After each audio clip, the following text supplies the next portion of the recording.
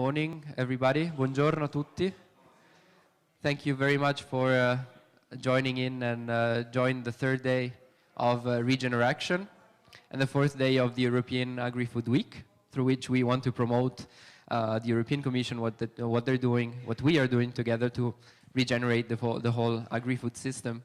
And I'm very honored to have here to open this third day Anthony Bennett from Reboot the Future. And I really think, I don't want to spoil you anything, but I really think that this is the proper way to open this third day that will be all about food security, food sovereignty, and the conflict, and the management of the conflict. So it requires empathy. And I believe that Anthony is the right person to start this amazing journey. And I'll let you the floor, Anthony. Thank you very much for being here. And please. Thank you, Alessio, and thank you very much to Future Food and everyone here. It's a very gracious and incredibly kind of pleasant way to meet people and engage. And my first conference since lockdown, so this is a high bar for all conferences from now on. I'm going to open up the floor to audience participation, right? So we're going to get a little bit interactive in a minute, but I just want to tell you a little bit about Reboot and the principle that underlines what we do. Normally I start this conversation by asking how many people can name all 17 of the SDGs, but unfortunately the backdrop here gives it away. But I think one of the kind of the core functions or the core kind of premises of Reboot is our founder, Kim Pullman. And Kim is an amazing woman in her own right, but she's also married to Paul Pullman, who is one of the architects of the SDGs. And I think one of the amazing things about the SDGs is it gives us a roadmap for what the future might look like. And this is something I think that we need, you know, the idea that we can plot a vision of what a sustainable future looks like. But the thing about the SDGs is there are 17 of them, and it's more likely that people can name all of the Kardashians than name all of the 17 SDGs. So we have a problem. Already, there's 17 members of like Korean pop bands, right? But people can name, but they can't name the SDGs. So we have a sense of, we have the technocratic tools at our disposal. But what we lack is the will to engage with them, the will to move on them, right? So what we say is that there is a technical plan, but we need a plan of values and culture as well. And we need to be able to understand that to move on it. And this brings us into the areas of culture, into education, and also of spiritual values as well. And the thing is, if we went to an advertising agency and said, we need like a big communication strategy, the same way we would sell a car or sell a product, how would we sell sustainability? And we need something that is simple and is something that has cut through and something that is understood and something that is practical. So Kim, when she started Reboot, she started it having read the Pope's encyclical on the Laudato Si, right? And within that, there is one, so sorry, just for those, I guess, I mean, this is the kind of crowd that knows about the Laudato Si, right? But I'm going to say it just for those who don't. Laudato Si was the encyclical, which very groundbreaking, where the Pope recognized the threat to climate change and said this is a moral and spiritual responsibility for us to meet this change. So this was the document that inspired Kim to set up Reboot. And our mission statement, right, is a really old mission statement, which is not coming up now.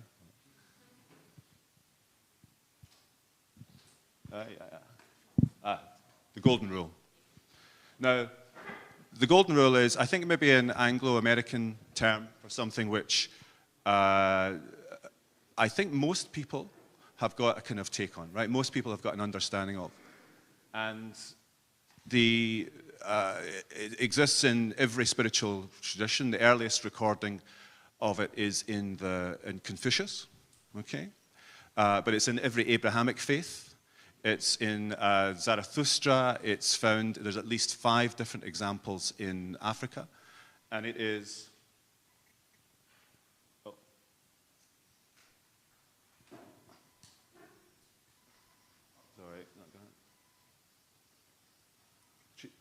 Treat others as you would wish to be treated. And for Reboot, we take this to the next level, and we say, treat others and the planet as we'd wish to be treated. And the difference of this is where we accord the earth the same rights and dignity we would give ourselves, okay? So this sounds like, okay, it sounds super simple, sounds super easy, but actually once you start to explore the profundity of it, it takes us into interesting spaces. So for instance, the Stop Ecocide international movement, so there's the big international campaign of which Reboot is a part, where we recognize the ecosphere as deserving the same rights in international law, so that ecocide is on a par with genocide. And we see this is happening now in New Zealand, where rivers and ecosystems are being accorded rights in law, and also in India, where the Ganges is similarly being treated. So there are immediate practical applications. And any theorem that you have Charles Darwin and Pope Francis and Voltaire all in agreement on, we think, you know, this is a robust constituency. Okay? So the thing not to get hung up on is what we call it. The thing is that this is not a kind of top-down philosophy that we impose on people. It exists in pretty much every kind of culture and every understanding. And this is the kind of idea of reboot the future, right? So what happens when a system corrupts? Like when your computer freezes, right? You reboot the system, okay? Now, you reboot to the default settings, to the factory settings. And what we say is that this idea of empathy and reciprocity is the default setting for civilization, okay? So wherever people build a society, there is this mutual accord of respect where we say that I will treat you as you wish to be treated, as I wish to be treated. This sense of exchange is, I think, is the core root. So this is, when we say reboot the future, what we're saying is we want to default to the operating system. The OS is this idea of mutualism and reciprocity. So it extends into multiple spheres. I mean, there is the clear example in nature is of a symbiotic relationship. So we talk about the symbiosis between different species, the symbiosis between the biosystems, the symbiosis between fungal systems and flora and fauna. So we now talk about not just flora, fauna, but the third F, which is fungi.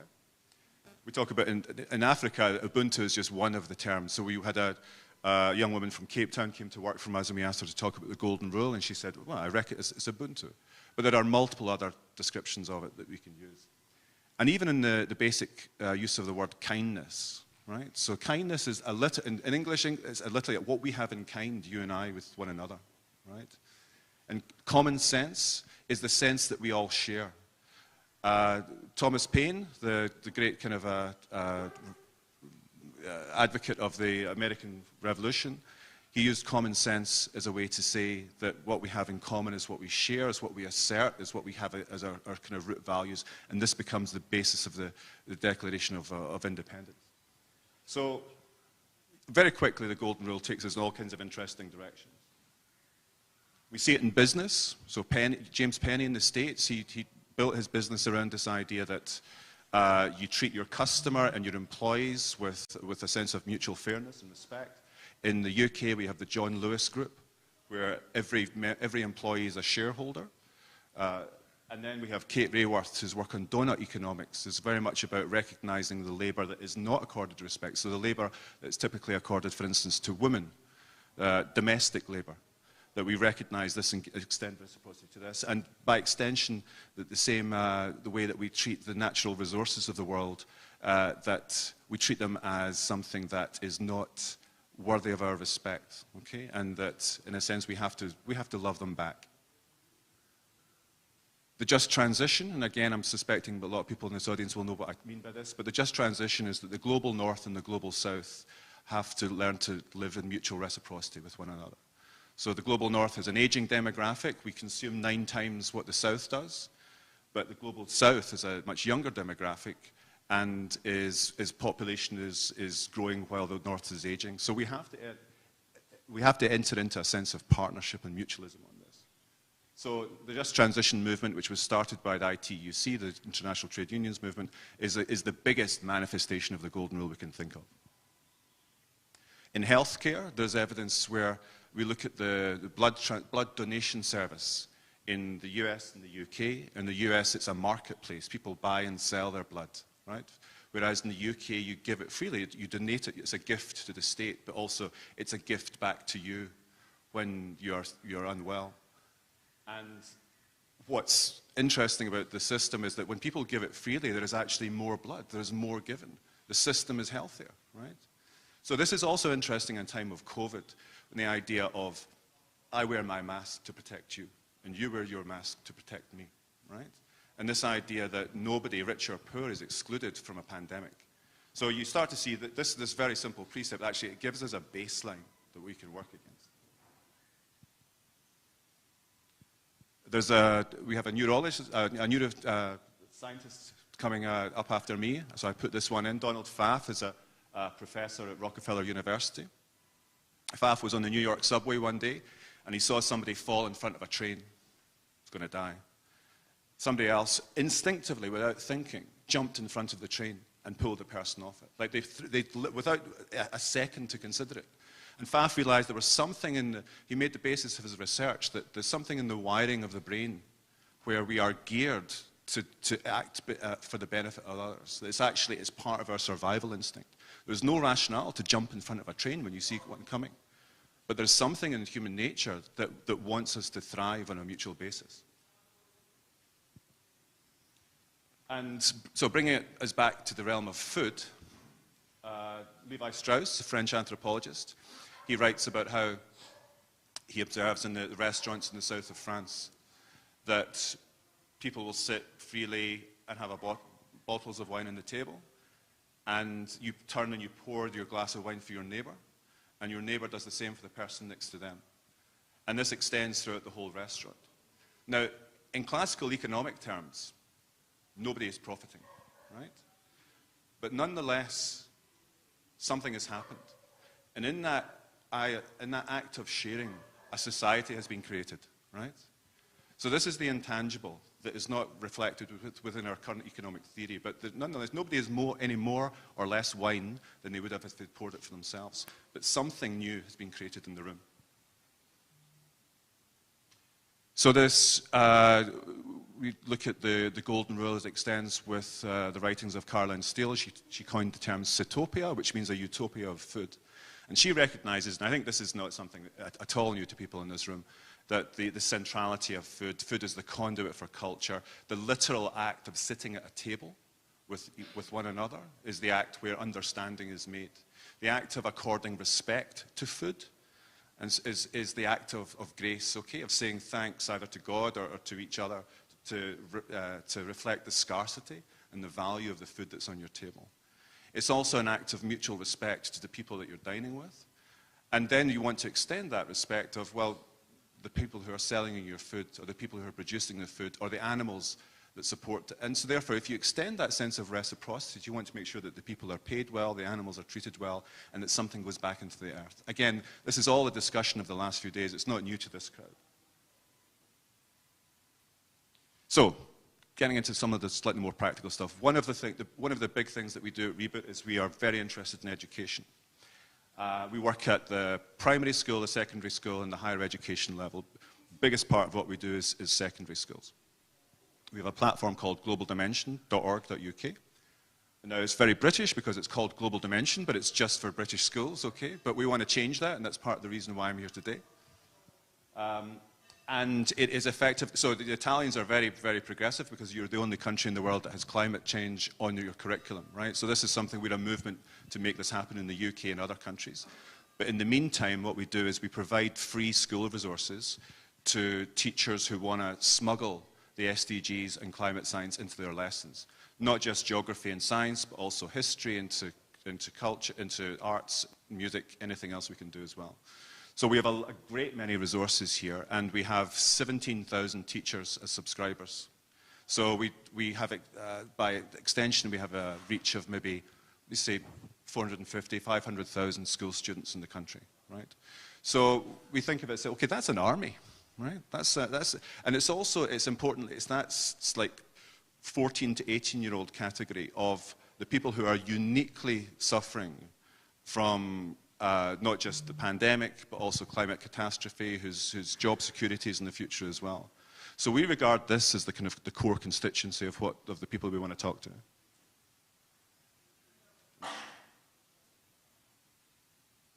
So as we approached COP last year, what we started to do was think about how we can mobilize that army and how we can bring it into the sphere of activation around COP26. Now, in point of fact, COP26 was so heavily policed. The idea of us stimulating all these young people to storm the barricades didn't quite arise. But we did get into classrooms, especially in the pandemic, when the Google classes, the remote learning became the biggest and most dominant part of what learning was. So we commissioned a theatre group in South London called Theatre Peckham, and we created 5 films in lockdown. And the 5 films are each based around the lives of 5 young people, and each one is talking about how they come to climate change, right? But the thing is, what we want to do is we want to talk about climate change without ever using the words climate change, right? It's about how they live, it's about how the people experience the world. So I'm going to show you like maybe 1 minute of this, just to give you a kind of sense of the work it is.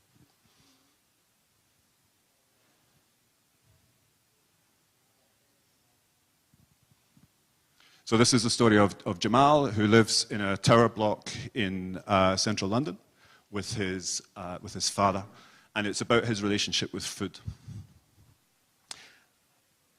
And what happens is this, well, let's see it first.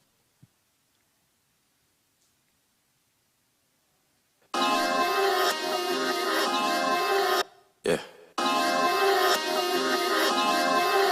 Yeah. Yeah. Yo guys, it's Tyler here, back for another vlog. As you can see, beautiful London town. It's a lovely morning, but I'm late again for school. And you know why? Because of this guy. He does this every day. His tomatoes need some loving, man. This boy loves his tomatoes, you know. Oh, Mr. Nature. Oh my God, what is that? Oh, don't touch it, that's disgusting, man. Ugh.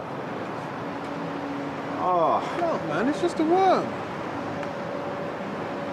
It's like part of the ecosystem. The what? Search out.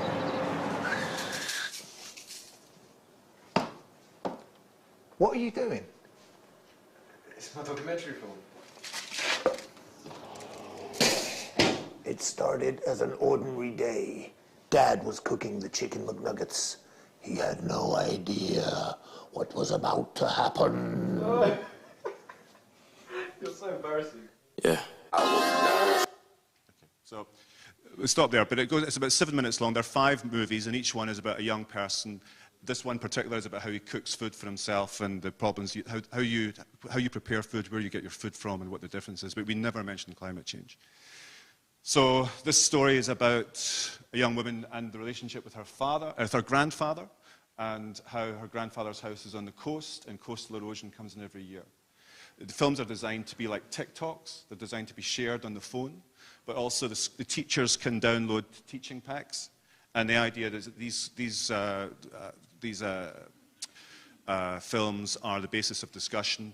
And remember, we made this in the time of lockdown, so the idea is that we can facilitate this in Google classes as well. But also, it's perfectly practical to flip into discussions in the round. So that was Rise Up. And then coming to the function, so one of the pure expressions of the golden rule is the idea of conversation, right?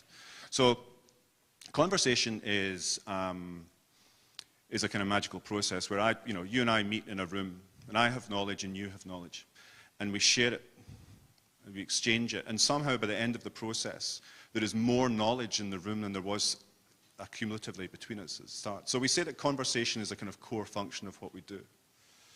We started working with M&S, which is a big UK food and fashion retailer, a big high street retailer. And again, as we approached COP26, but the conversation has progressed beyond this. And what we said, what M&S said was they had a problem. They had a problem in lockdown, like most high street stores. But they also had a problem with how they were perceived. So they do very good work with their Plan A in terms of their supply chains. Their sustainability their credentials are very good in this sector. The way they source their textiles, the way they source their food is you know, morally it's very strong. However, nobody knows about it. It's not a reason why staff go to work there. It's not a reason why shoppers go there. It's kind of like the place where your grandmother shops, right? It's like a conservative prestige brand. So we showed them this work that we were doing with schools.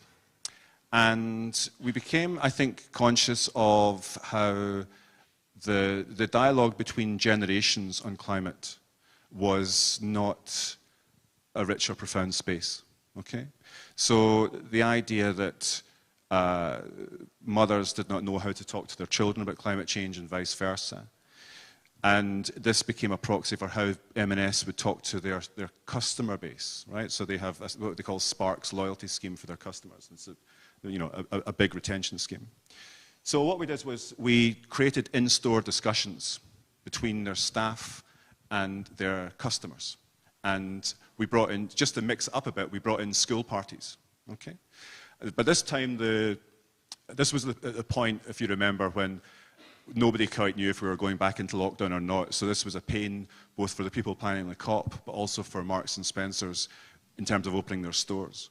So we planned these conversations again. They can exist online, and we still do the conversations online. And you're very welcome to join, but we also do the conversations in store as well. And the way we did it online was we got some young climate activists, so the Greta Thunbergs of the UK, and we got them to speak, to their parents. So I'm going to show you just a little short movie.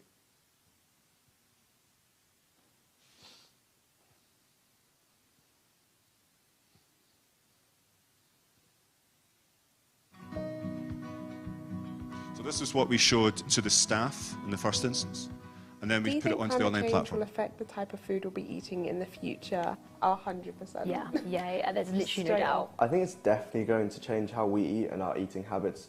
There are so many alternatives now coming up. There's so many innovations happening because we've realised we backed ourselves into the corner. Do you remember when we had the barbecue where we tried out all the different meat substitutes? Yeah, because before, if you were vegetarian, you would only be eating sort of vegetables, but I think it's also interesting talking about protein because there's so many conversations about either lab-grown meat or insects. If you're going to farm, there's not really anything wrong with it, and lots of cultures do, and if you're going to farm them, they're incredibly sustainable. I have eaten crickets, and they didn't taste of anything, and you get the legs stuck in your teeth.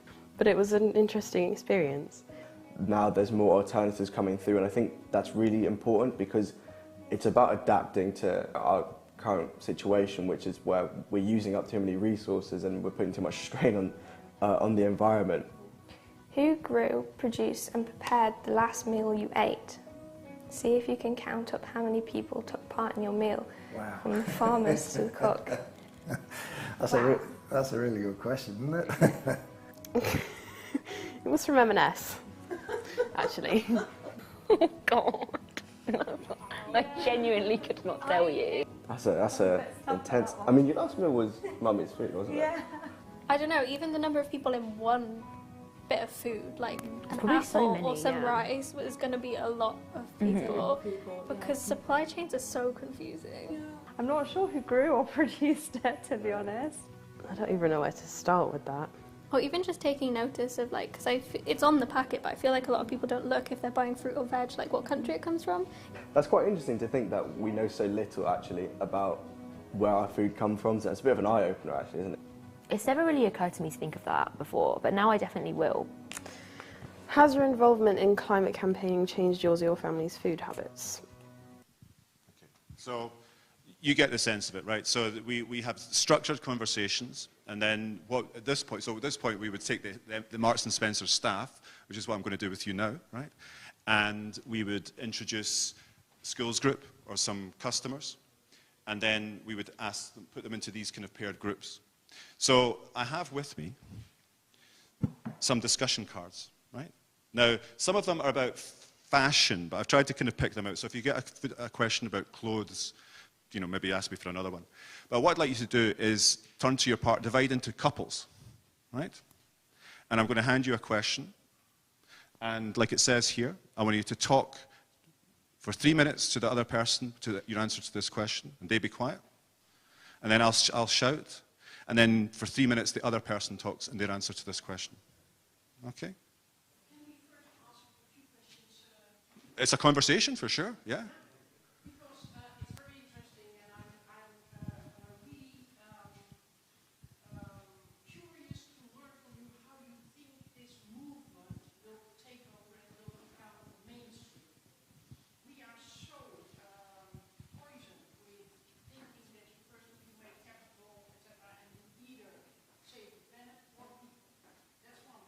Mm-hmm. How to make this mainstream and overcome all the selfishness, etc.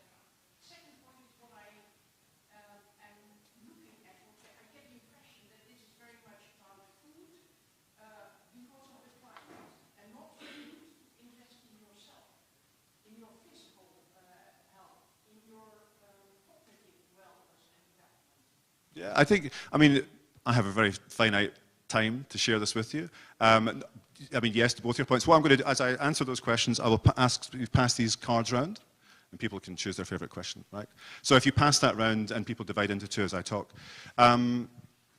So I guess, I mean, answer to the first question, I think how profound we think the movement is.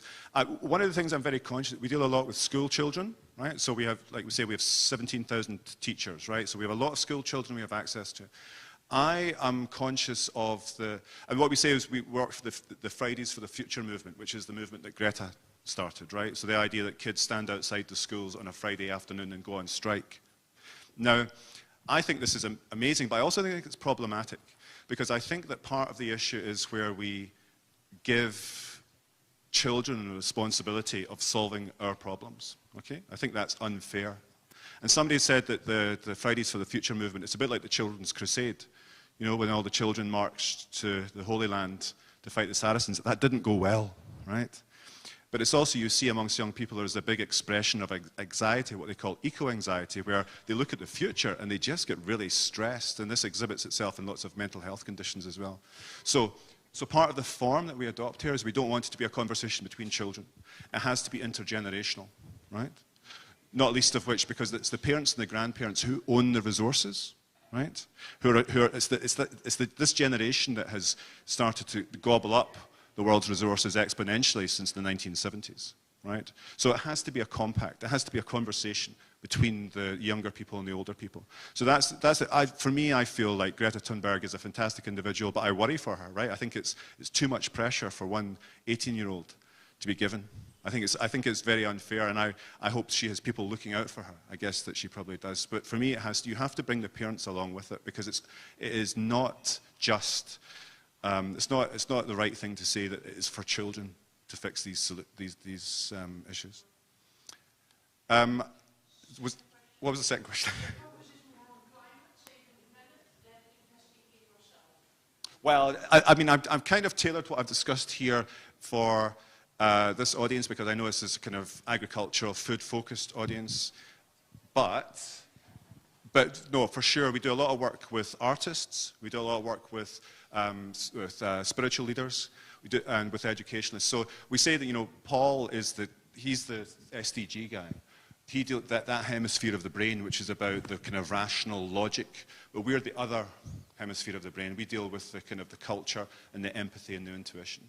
So maybe I'm kind of rattling through all this stuff just now, but we're very much engaged with this idea of inner growth, and the idea that actually, you know, what we have neglected is this sense of what is, you know, I mean, the question we ask is, what is the good life? You know, what is the best way to live? And it probably involves buying less shit, right? So that actual question is core to what we do. But I can give you, I have a book here, which I have some copies of. I'm happy to pass on to you, and we can talk maybe after this some more.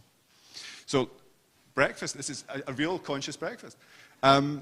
So what I'm going to do is I'm going to hold you to time, right? So I want to ask you to answer the question in your card. I'm not going to interrogate anyone. Speak freely from the heart. And then I'll call 3 minutes, and then I ask you to change positions, okay? So if you start now, I'll give you a shout in 3 minutes. I didn't anticipate an Italian audience would have a problem starting a conversation.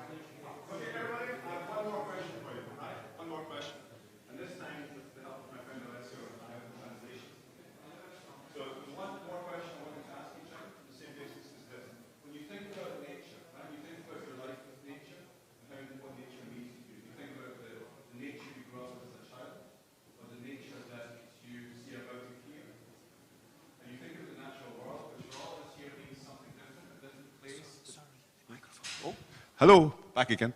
A different place. I want you to, so the question I want you to ask each other, the same basis, one person speaks, and speaks from the heart, is this. When you think about nature, what breaks your heart? And I hope my Italian Google Translate is working. So take 3 minutes. Again, I'll do the time. Person A says, from the heart, don't even think about it. Just say what breaks your heart about nature.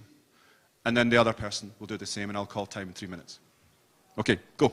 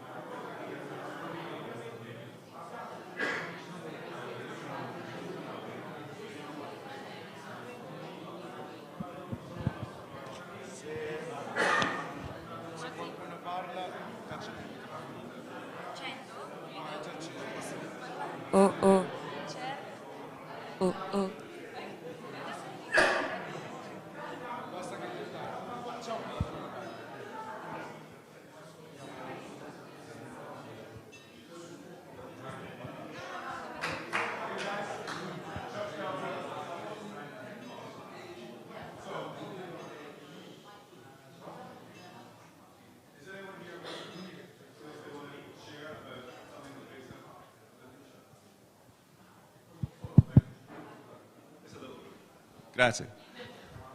Does anyone here want to share? When we do this exercise, we usually take a lot of time. We take like maybe 2 hours, sometimes 3. And what we say is, we want to close the gap between what people feel in themselves and how they act in their professional lives. So all of us all of us want to feel that we are the right kind of person, right? But so when we get into our jobs and our careers and the external lives, that there's a dissonance between the actions that we take and the kind of empathy that we feel we want to be. And the thing is, you know, I guess the key question is to create a space where people can say, we're scared, right? Like the saying is, if you're not scared, you're not paying attention. And that anxiety, if it festers, is going to paralyze us into not being able to meet the oncoming demands of climate degradation. So we need to be able to articulate a language which is common to us and empathetic, and we need to be able to kind of break that. So when we say what breaks your heart, it's the sharing of the heart with each other that we're looking for as well. So what I would invite you to do, we do these conversations online once per month. If you go to the Reboot the Future website, you can see we do them by Zoom. We find that we also do them in person, but the Zoom calls are different because people are at home, and when we ask them what breaks their heart, they usually start to cry. So there's a sense of intimacy that is afforded with it as well. But just the last thing to say that I have some copies of our book here. If anyone wants to take away one and answer the lady's question, I think you can see some of it. And if you want to ask me any more about the conversations or anything else you've heard about today, please come forward. Thank you very much.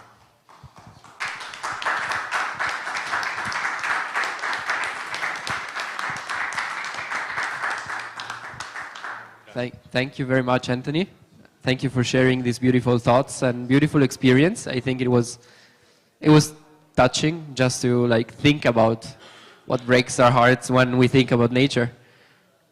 And yeah, I think we should talk more about it. We should create that level of empathy towards nature that we kind of try to develop with other humans, and we should also improve with other humans. Yeah. This is a good place to do it. But I think one of the things that I'm reminded of when I come to Italy is how impoverished the quality of language about food is in the UK, and how easily degraded the food systems are here. People here are so super sensitive and attuned to where their food comes from that actually when we show a film to UK students about how you can grow a tomato, it's because a lot of them don't actually know where tomatoes come from, right? So just that kind of baseline level. So I think part of the desire to get it out of the UK is actually to look at that interdependency, look at these supply chains, make kids aware of the pear that is grown in Argentina and is canned in Thailand and then shipped to the UK, to make them conscious of those things as well. But certainly we have, my wife, she teaches in a school, and she grows potatoes for the kids, and when the kids dig the potatoes, they don't want to eat them because they're dirty, because the potatoes have come off the ground, right? And you wouldn't eat something that's been on the ground. Were you crazy, right? So this maybe in Italy, I think maybe I'm just fortunate to be with some very kind of enlightened Italians here, but I suspect not. I think it's like more ingrained in your culture here. But more broadly outside of Italy, I think there's real lessons here in this room and in this session that is definitely worth us capturing and taking further afield. Thank you. Thank you for the opportunity, guys.